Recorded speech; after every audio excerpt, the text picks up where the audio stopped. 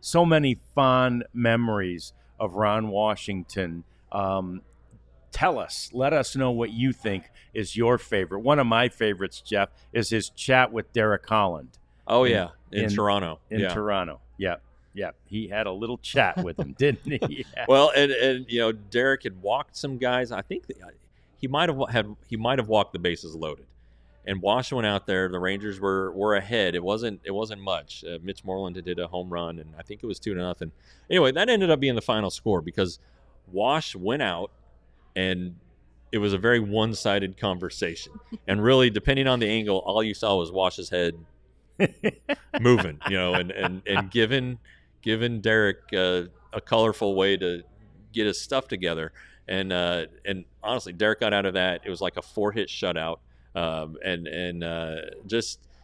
But he held the younger players to the standard of veterans, and he wanted them to understand what it took to be a Major League Baseball player.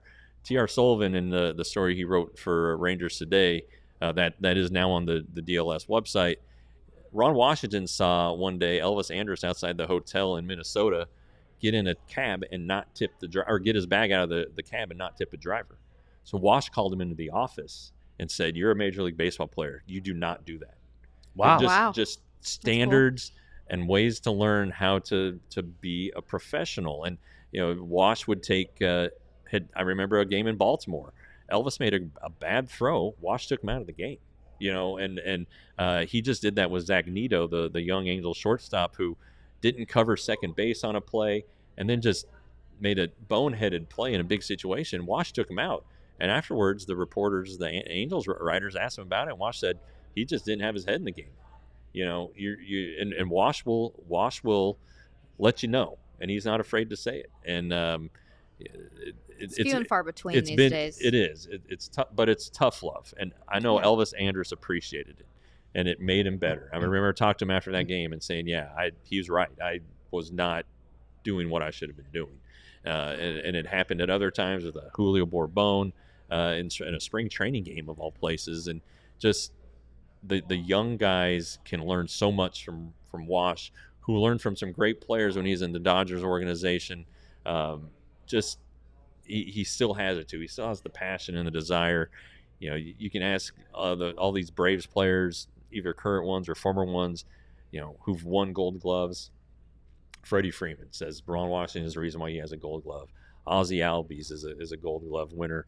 And really back to the A's days, Eric Chavez. And Mark Ellis would give him their Gold Gloves. And he lost them in Katrina because he still lives in New Orleans. But everybody.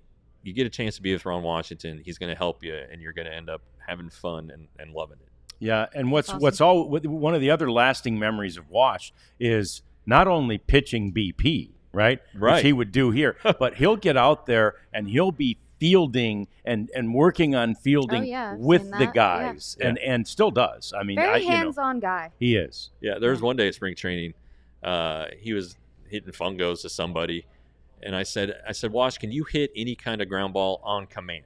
He goes, what do you mean? I said, well, hit one in the hole. Boom, in the hole. Hit one that top spin up the middle. He was a wizard with a fungo, and he still is. He'll get down with these guys from me to you, and he's hitting them little ground balls, and then he moves them back. Then he hits them.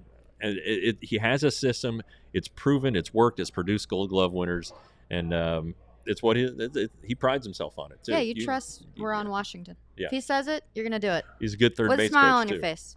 In addition to being a great manager. No, and that's the thing, and it's so wonderful that he has another opportunity to manage because up until Bruce Bochy was here, obviously you make the case that Ron Washington was the best manager in the history of this franchise.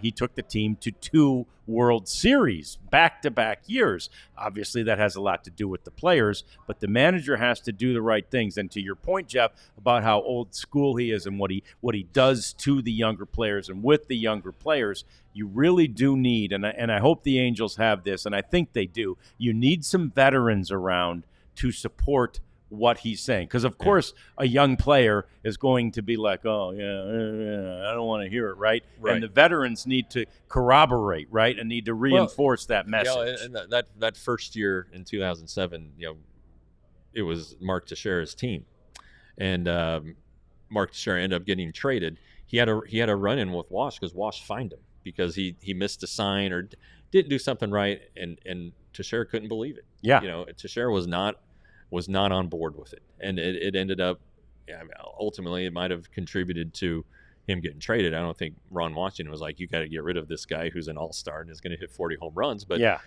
there was something to it, and you hope that when you see Ron Washington and Bruce Bochy, the way they affect young players, you wonder what kind of effect is Bruce Bochy having on Wyatt Langford this year.